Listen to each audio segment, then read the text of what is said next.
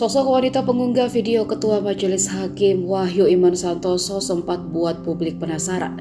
Pasalnya karena video unggahan itu, Hakim Wahyu kini terancam dipanggil Komisi Yudisial untuk klarifikasi tindakannya yang dinilai melanggar kode etik, sebab membahas masalah kasus dengan orang lain. Karena video itu juga Hakim Wahyu jadi sorotan dan disebut diteror oleh oknum yang menginginkan Verdi Sambo tidak mendapat hukuman berat. Kini Komisi Yudisial akan meminta klarifikasi sosok wanita tersebut. Juru bicara KY Miko Ginting dalam keterangannya Senin 9 Januari memastikan Komisi Yudisial akan melakukan klarifikasi terhadap wanita yang diduga mengunggah video Hakim Wahyu ketika lagi berobat ke dokter. Diketahui video diduga Hakim Wahyu diunggah akun Instagram @dewinta231.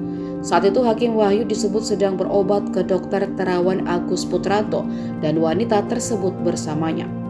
Saat ini kata Miko, proses pemeriksaan ahli sedang berlangsung oleh Komisi Yudisial. Namun ia tidak menyebutkan berapa ahli yang diminta keterangan oleh Komisi Yudisial terkait video diduga Hakim Wahyu lagi keluyuran dengan wanita misterius.